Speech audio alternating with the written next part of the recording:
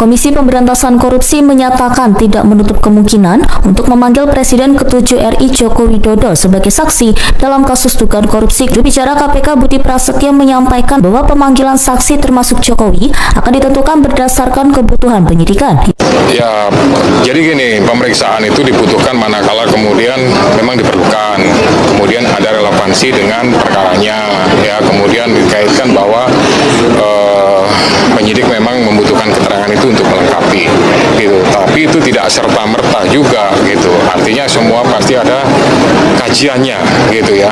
Artinya kajiannya itu, dari satu saksi ini sebenarnya sudah cukup, gitu. Karena apa? Proses penegakan hukum itu kan murah, cepat, sederhana. Prinsipnya kan begitu. Meskipun seringkali ada juga yang prosesnya agak lambat.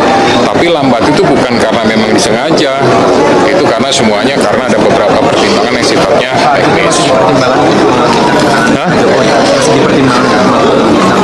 Ya itu penyidik lah, gitu. Ya. Yang memeriksa, itu kan bantu BPK, bantu PPATK, itu. Jadi sejak mulai jadi wali kota, dia korupsi, dan itu sudah tercium kemana-mana. Gitu. Apalagi ketika jadi gubernur maupun jadi presiden, ya kan? Jadi oleh karena itu, alangkah anehnya seorang Jokowi yang bukan jadi presiden lagi, yang sudah sama statusnya dengan kita-kita rakyat ini, tidak tersentuh. Gitu. Jadi kita mendesak KPK dibantu BPK, dibantu PPATK, periksa harta kekayaan Jokowi. Karena Jokowi ini juga bapak korupsi Indonesia atau pelopor korupsi Indonesia, PPI atau PKI. Oleh karena itu, mari kita bersama rakyat Indonesia ini mendesak bergerak lagi untuk membongkar korupsi Joko Widodo, anaknya, keluarganya, pokoknya seluruh anggota keluarga dia. Insya Allah mulai dari Jokowi, pemberantasan korupsi mulai dari Jokowi, baru ke yang lain-lainnya. Terima kasih. Perihalnya segera usut tuntas dugaan korupsi Saudara Joko Widodo dan keluarganya. Sebagaimana termaktub dalam Undang Dasar 45 bahwa setiap warga negara memiliki kedudukan yang sama dalam hukum dan pemerintahan sesuai dengan pasal 27 ayat 1 Undang Dasar 45. Atas dasar itu kami bermaksud mengingatkan kembali kepada KPK agar dalam penegakan hukum untuk memberantas korupsi tidak tebang pilih, tidak tumpul ke atas dan tajam ke bawah. Siapapun sama di muka hukum, termasuk mantan Presiden Joko Widodo dan keluarganya. Itu juga kami memberikan dukungan untuk tuan rumah Piala Dunia waktu itu. Dan juga setelah makan siang, waktu itu saya ingat betul ada pembahasan dari Perdana Menteri ini menawarkan kepada Indonesia apa saja yang harus dibangun. Dikit lagi Pak, depan Pak. Selamat siang semuanya, Assalamualaikum warahmatullahi wabarakatuh. Kami dari Nurani 98 dan ini teman-teman semua, saya bersama teman-teman ada Rangkuti, Antonio Danar, ada Wakil Kamal dan Prastejo, Lukbowo dan lain-lain. Sebetulnya banyak sekali teman-teman 98 yang masih berada dalam garis Nurani 98.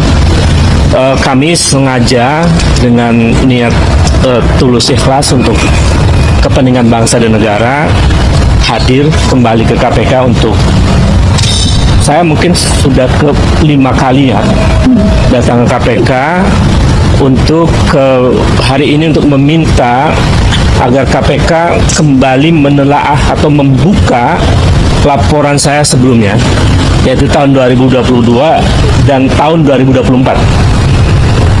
Karena tentang dugaan korupsi nepotisme dan tindak pidana pencucian uang yang dilakukan oleh Joko Widodo dan keluarganya. Kami tadi diterima oleh Dumas, berdiskusi cukup ya panjang lah, 30 menit ya lebih, dengan namanya boleh disebutkan boleh tidak, tetapi diterima dengan baik dan agak perdebatan sebentar, tapi kemudian ketemu solusi untuk membuka kembali apa yang sudah pernah kami laporkan itu. Kemudian kenapa kami datang kembali ke sini? Karena ada konfirmasi yang cukup kuat dari laporan OCCRP itu. Jadi sebetulnya laporan kami sebelumnya terkonfirmasi dengan rilis yang disampaikan oleh OCCRP. Dan kami merumuskan seluruh narasi ini dengan baik. Saya bacakan dulu isinya dan nanti dilanjutkan oleh Bung Anmus Dalar dan Bung Ray dan kawan-kawan yang lain. Ini kami sampaikan kepada Ketua KPK. Perihalnya segera usut tuntas dugaan korupsi Saudara Joko Widodo dan keluarganya. Sebagaimana termaktub dalam Undang Dasar 45 bahwa setiap warga negara memiliki kedudukan yang sama dalam hukum dan pemerintahan sesuai dengan pasal 27 ayat 1 Undang Dasar 45. Atas dasar itu, kami bermaksud mengingatkan kembali kepada KPK agar dalam penegakan hukum untuk memberantas korupsi tidak tebang pilih, tidak tumpul ke atas dan tajam ke bawah. Siapapun sama di muka hukum, termasuk mantan Presiden Joko Widodo dan keluarganya. Bahwa KPK berdasarkan undang-undang ditegaskan bahwa dalam menjalankan tugas dan wewenangnya, KPK berasaskan pada kepastian hukum, keterbukaan, akuntabilitas, kepentingan umum, proporsionalitas, dan penghormatan terhadap hak asasi manusia. Dengan dasar itu, kami kembali mendatangi KPK agar menjalankan semua proses pemberantasan korupsi sesuai dengan asas-asas yang telah ditetapkan oleh undang-undang, termasuk dalam menindaklanjuti laporan kami 3 tahun yang lalu dan setahun yang lalu tentang dugaan tindak pidana korupsi, kolusi, nepotisme, dan dugaan tindak pidana pencucian uang keluarga Joko Widodo. Bahwa mantan Presiden RI yang ke-7 yang kami laporkan KPK 3 tahun lalu bernama Joko Widodo telah disebutkan oleh lembaga internasional organisasi Crime and Corruption Reporting Project sebagai salah satu mantan presiden terkorup di dunia. OCCRP menyebutkan bahwa Joko Widodo secara signifikan melemahkan Komisi Pemberantasan Korupsi. Selain itu, OCCRP juga menyebutkan bahwa Jokowi telah merusak lembaga pemilihan umum dan peradilan Indonesia yang menguntungkan ambisi politik putranya bernama Gibran Rakabuming Raka. Perilaku kekuasaan semacam ini patut diduga kuat telah dilakukan praktek KKN yang patut menjadi perhatian serius KPK agar pimpinan KPK yang baru dapat mengembalikan citra dan wibawa KPK kembali dan lepas dari stigma bayang-bayang kekuasaan mantan Presiden Joko Widodo. Berdasarkan hal-hal itu, kami pada Selasa 7 Januari 2025 kembali datang ke KPK untuk menyatakan bahwa 1. Menyayangkan pernyataan KPK yang tidak secara tegas menyatakan akan mengusut dugaan korupsi Joko Widodo maupun keluarganya. Gegerkan negara, Prabowo resmi desak KPK periksa Joko Widodo. Banyak dugaan korupsi berat yang harus diungkap. Langkah berani Presiden Prabowo yang mengguncang Indonesia. Selamat datang kembali di Menyala News bersama saya Charles Hulu. Hari ini kita akan membahas kabar yang menjadi pembicaraan hangat di seluruh penjuru negeri. Kabar yang dianggap sebagai langkah sejarah paling berani dari Presiden Prabowo Subianto. Kabarnya sudah terkonfirmasi resmi. Presiden Prabowo telah mengirimkan surat perintah dan desakan keras kepada Komisi Pemberantasan Korupsi atau KPK untuk segera memeriksa, menyelidiki, dan mengusut tuntas segala dugaan kasus korupsi, penyalahgunaan wewenang, dan kebocoran keuangan negara yang terjadi pada masa pemerintahan Joko Widodo atau Joko Widodo. Ini adalah momen yang tak pernah terbayangkan sebelumnya. Seorang presiden memerintahkan lembaga anti rasuah untuk memeriksa pendukungnya dulu, sekaligus mantan presiden pendahulunya sendiri. Kenapa Prabowo melakukan ini? Apakah ini balas dendam politik? Atau memang ada bukti nyata yang sangat besar sehingga tidak bisa ditutup-tutupi lagi? Selama 15 menit ke depan, kita akan bedah tuntas apa saja kasus korupsi besar yang disoroti, mengapa Prabowo mendesak sekarang, apa bukti-bukti yang sudah terkumpul, dan bagaimana reaksi kubu Jokowi yang mulai ketakutan dan panik luar biasa. Mari kita simak pembahasan lengkapnya. Jam 1:30 pukul 4. Isi: desakan Prabowo usut tuntas, jangan ada yang dikecualikan. Sumber terpercaya dari lingkaran Istana Negara membocorkan isi surat resmi dan arahan lisan Presiden Prabowo kepada pimpinan KPK. Isinya sangat tegas, lugas, dan tidak memberi ruang tawar-menawar sedikit pun. Prabowo berkata, "Saya memerintahkan KPK bekerja independen, berani, dan bertanggung jawab. Segala temuan dugaan korupsi, kebocoran uang negara, proyek fiktif, dan penyalahgunaan kekuasaan yang terjadi dalam 10 tahun terakhir harus dibongkar sampai ke akar-akarnya. Tidak peduli siapa pelakunya, tidak peduli jabatan apa yang pernah diembannya, dan tidak peduli seberapa besar pengaruhnya. Kalau ada kesalahan, harus diusut. Kalau ada bukti, harus diproses. Negara ini harus bersih, hukum harus tegak sama rata." Desakan ini langsung ditujukan ke nama besar Joko Widodo. Prabowo secara spesifik meminta KPK meneliti aliran dana, proyek-proyek strategis, dan kebijakan-kebijakan besar yang langsung diambil keputusannya oleh Jokowi sendiri, yang diduga kuat merugikan uang negara hingga ratusan triliun rupiah. Kenapa Prabowo bertindak sekarang? Jawabannya jelas. Pertama, banyak laporan hasil audit BPK yang selama ini disembunyikan atau tidak ditindaklanjuti, sekarang ada di meja Prabowo. Isinya sangat mengerikan, banyak sekali catatan merah, uang hilang, proyek mangkrak, dan pembelian barang dengan harga di luar kewajaran. Kedua, Prabowo sadar betul bahwa warisan masa lalu ini adalah bom waktu. Kalau dibiarkan, masalah ini akan meledak di masa pemerintahannya, dan dia yang akan disalahkan rakyat. Maka cara terbaik adalah membongkar semuanya sekarang, menumpas akarnya, dan membersihkan nama pemerintahan agar tidak ikut terseret arus kejahatan masa lalu. Ketiga, ini bukti nyata Prabowo ingin membuktikan janjinya, tidak ada yang kebal hukum. Meski dulu mereka pernah bekerja sama, meski dulu Jokowi yang membuka jalan bagi Prabowo jadi presiden, tapi kalau menyangkut uang rakyat dan kejahatan negara, Prabowo tegas, persahabatan berakhir di meja hukum. Pukul 4, jam 7:30. 4. Kasus besar yang jadi sasaran utama penyelidikan KPK. Nah, ini dia bagian yang paling membuat kubu Jokowi gemetar. Ada setidaknya 4 kasus besar yang menjadi fokus utama penyelidikan atas perintah Prabowo, dan semuanya berpusat langsung pada kebijakan dan perintah Joko Widodo. 1. Korupsi proyek strategis nasional. Selama 10 tahun, Jokowi meluncurkan ribuan proyek strategis dengan nilai ratusan triliun rupiah. Hasilnya, banyak yang mangkrak, banyak yang hancur sebelum selesai, banyak yang harganya membengkak berkali-kali lipat. BPK menemukan banyak ketidakwajaran. Dana triliunan rupiah dicairkan atas perintah langsung Presiden, tanpa lewat prosedur tender yang benar, dan seringkali diberikan ke perusahaan-perusahaan milik kroni dekat keluarga. Uang rakyat yang seharusnya membangun fasilitas diduga besar masuk ke kantong pribadi. Prabowo minta KPK teliti satu persatu perjanjian kontrak dan aliran uangnya. 2. Dugaan korupsi ekspor dana bantuan sosial dan dana desa. Ini kasus paling menyakitkan rakyat. Dana miliaran hingga triliunan yang dikhususkan untuk rakyat miskin ternyata banyak yang tidak sampai ke tangan warga. Ada indikasi kuat dana ini digunakan sebagai alat politik, dibagikan ke tim sukses, dan tercatat ada manipulasi data penerima. Yang paling mencurigakan, pencairan dana ini selalu melibatkan perintah langsung dari pusat. Banyak bukti transaksi yang mengarah ke lingkaran terdekat Jokowi. Prabowo marah besar mengetahui fakta ini dan minta KPK usut sampai ke sumber kebocorannya. 3. Dugaan korup sendiri. Dia sadar lebih baik bermusuhan dengan satu orang mantan presiden daripada bermusuhan dengan seluruh rakyat Indonesia. Dan Prabowo memilih berpihak ke rakyat, ke kebenaran, dan ke hukum.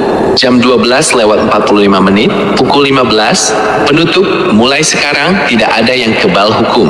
Saudara-saudara pendengar sekalian, itulah laporan lengkap mengenai langkah besar Presiden Prabowo Subianto yang resmi mendesak KPK memeriksa Joko Widodo terkait dugaan korupsi masif. Ini adalah hari bersejarah. Ini adalah bukti nyata bahwa zaman di mana pejabat tinggi bisa berbuat semena-mena, mengeruk uang negara sesuka hati lalu hidup tenang dan aman sudah Halo Sobat Politik Politik, selamat datang di channel Total Politik, tempat kita membongkar setiap fakta tersembunyi, mengupas setiap isu paling panas, dan menyajikan kebenaran tanpa menutupi dari dunia politik Indonesia.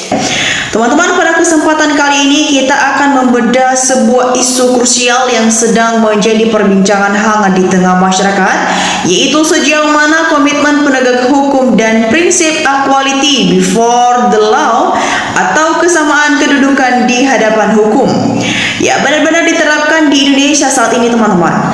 Ya, di kursus ini kembali memuncak seiring memuncaknya berbagai tuntutan serta desakan dari elemen masyarakat sipil terhadap Komisi Pemberantasan Korupsi atau KPK untuk menindaklanjuti laporan dugaan pelanggaran hukum yang melibatkan figur-figur penting di lingkaran kekuasaan. Ya, sobat politik, beberapa waktu terakhir publik disuguhkan oleh pergerakan aktif dari deretan aktivis, akademis hingga kelompok gerakan masyarakat sipil yang mendatangani gedung KPK. Mereka secara resmi menyerahkan berkas laporan serta meminta lembaga anti rusuh tersebut untuk tidak ragu membuat kembali, menelaah serta mengusut secara transparan berbagai indikasi dugaan korupsi, kolusi, nepotisme maupun tindak pidana pencucian uang. Ya, di sisi lain, sobat politik, semua pihak juru bicara KPK menyampaikan argumentasi prudensial. KPK menegaskan bahwa setiap penanganan perkara mulai dari penelaah berkas, klarifikasi saksi hingga penuntutan status hukum seseorang wajib berpatokan pada kecukupan alat bukti, relevansi hukum serta pemenuhan yang berlaku. Ini bukan sekedar atas dorongan opini publik semata. Ya, untuk memahami dinamika ini secara menyeluruh, teman-teman, mari kita analisis persoalan ini melalui 4 pilar utama penegak hukum. Yang pertama, pilar pertama, prinsip kesamaan kedudukan di muka hukum. Pasal 27 ayat 1 Undang-Undang 1945 secara tegas menamakan bahwa seluruh warga negara memiliki kedudukan yang sama di dalam hukum dan pemerintahan. Atas dasar normal institusi ini, tidak boleh ada pihak manapun yang memperoleh imunitas keistimewaan hukum, baik itu pejabat aktif, mantan pejabat tinggi negara, maupun jajaran kerabatnya. Penegakan hukum wajib berdiri tegak tanpa tebang pilih. Pilar kedua, independensi dan penindakan berbasis pembuktian atau evidence based. Sebagian masyarakat lembaga anti rasuah. Di sini, teman-teman, KPK bekerja berdasarkan mekanisme standar operasional yang baku. Pemanggilan seseorang sebagai saksi atau proses klarifikasi laporan merupakan tahapan prosedur normal dalam melengkapi instruksi suatu perkara. Oleh karena itu, penyelidik dituntut untuk tetap profesional, rasional, serta mengedepankan kepastian hukum. Pilar ketiga, teman-teman, urgensi audit komprehensif tata kelola kebijakan. Pada sorotan publik sesungguhnya tidak hanya bertuju pada aspek individu, melainkan pada pentingnya transparansi tata kelola kebijakan strategi, di mana, teman-teman, audit komprehensif terhadap proyek-proyek besar, efisiensi saluran bantuan sosial, pengelolaan komoditas nasional, hingga perizinan sumber daya alam sangat krusial dilakukan untuk mencegah potensi bocornya keuangan negara dan menyelamatkan aset negara. Kita lanjut, teman-teman, pada poin keempat, adanya edukasi publik dan asas praduga tak bersalah.